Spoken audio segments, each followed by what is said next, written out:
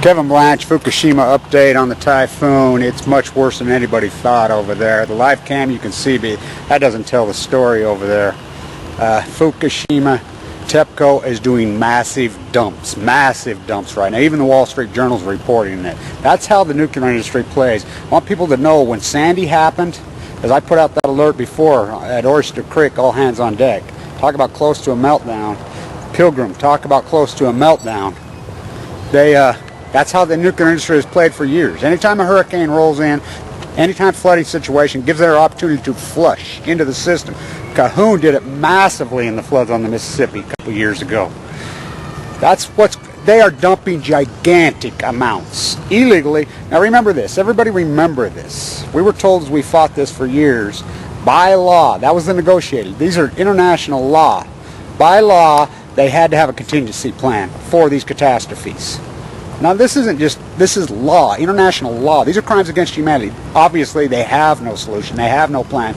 So Fukushima has no plan, they have no plan here. Why do you think they have one in? Because they don't know what to do.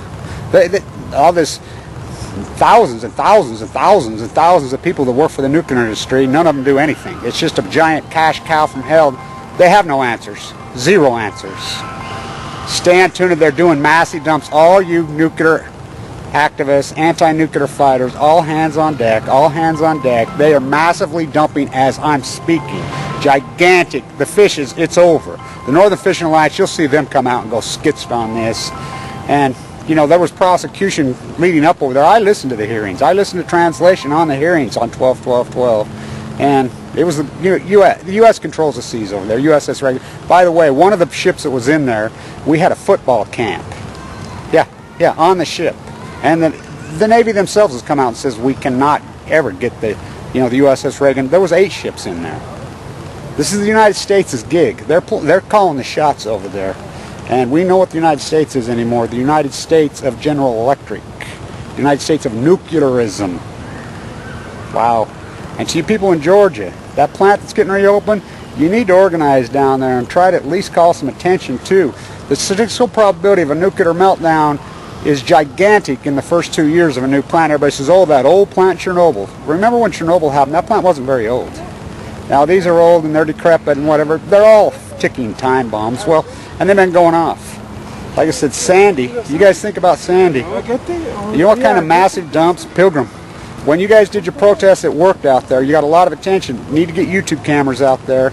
Tepco is dumping right here, right now, giant amounts. Of course, they've been dumping every single day, but I'm talking even hundreds of times. They're emptying all their tanks. They're emptying out over there. This is their opportunity. The nuclear industry has played this game for decades. Anytime there's a catastrophe, flooding, hurricane, everybody's attention's off, the cameras you couldn't see, that's the way they play. And they're doing it. This is even the Wall Street Nuclear Journal is reporting this.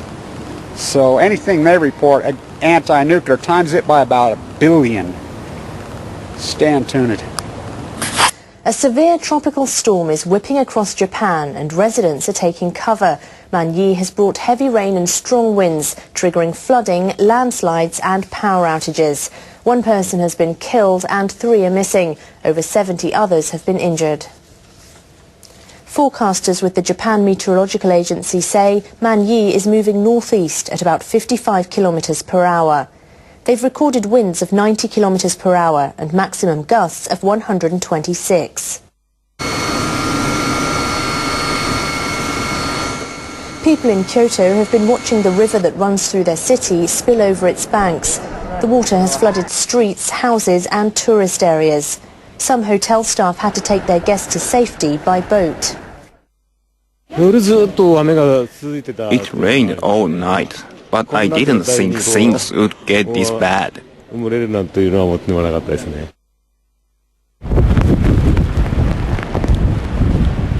Forecasters are expecting torrential rain of roughly 8 centimeters per hour in some parts of central and eastern Japan, including Tokyo. Hello there, welcome to Newsline. It's Monday, September 16th. I'm Catherine Kobayashi in Tokyo. Workers at a utility company in Japan have taken the country's only functioning reactor offline. For the first time in about 14 months, none of the nation's 50 commercial reactors is generating power, and there's no firm date for when any of them will restart again. Kansai Electric Power Company workers began lowering the output of a reactor at the OE plant on Sunday evening. The unit stopped generating electricity at 11 p.m. Japan time. It will now undergo a scheduled safety inspection. In 2011, reactors across Japan went offline for safety checks soon after the crisis began at the nuclear plant in Fukushima. Workers restarted 2 reactors at the OE plant last year. They took 1 unit offline earlier this month for maintenance before powering down the reactor that just stopped generating power. Utilities have asked nuclear regulators for approval to restart 12 reactors at 6 power plants, including OE.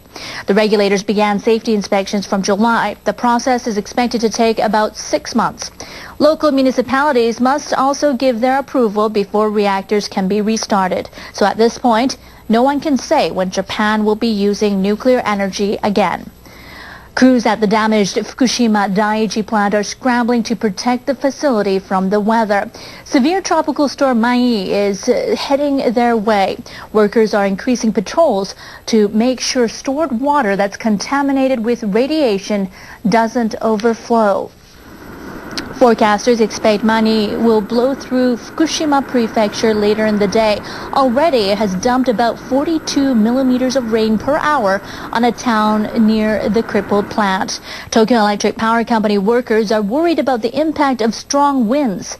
They've placed weights on large cranes used to move debris to keep them from being toppled. And they've attached ropes to outdoor piping and pumps that are used to inject cooling water into the reactors. Workers discovered water overflowing from a fence around tanks that store radioactive water. They're checking the water to determine if it contains any contaminants. Right now, the severe tropical storm has just made landfall in central Japan. Forecasters are warning people to be on guard for high waves, flooding, landslides, and tornadoes. Japan Meteorological Agency officials say Man-yi is moving north-northeast at about 40 kilometers per hour. They've recorded winds of around 110 kilometers per hour and maximum gusts of about 160 kilometers per hour.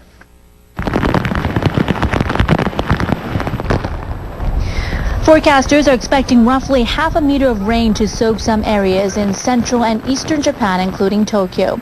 They're also calling for lightning. The storm has already caused damage. A landslide wrecked a house in western Japan. Rescue workers are searching for a woman who lives there. The storm has put crews at the damaged Fukushima Daiichi nuclear plant on alert. The heavy rain has prompted them to take precautions to prevent contaminated water from leaking into the environment. Tokyo Electric Power Company workers are increasing patrols on site. They don't want the rain to flood the basements of some buildings and an underground tunnel. That could cause highly contaminated water that's in there to spill over. Crews are also concerned about a storage tank that leaked highly radioactive water last month. They took water samples from behind a barrier that surrounds the tank. Tepco officials say they detected elevated levels of strontium and other radioactive substances. They say they'll transfer the water behind the barrier to a storage tank. The storm has forced plant workers to delay some projects for the day. The jobs include the construction of new storage tanks and the building of steel walls designed to prevent contaminated groundwater from seeping into the sea.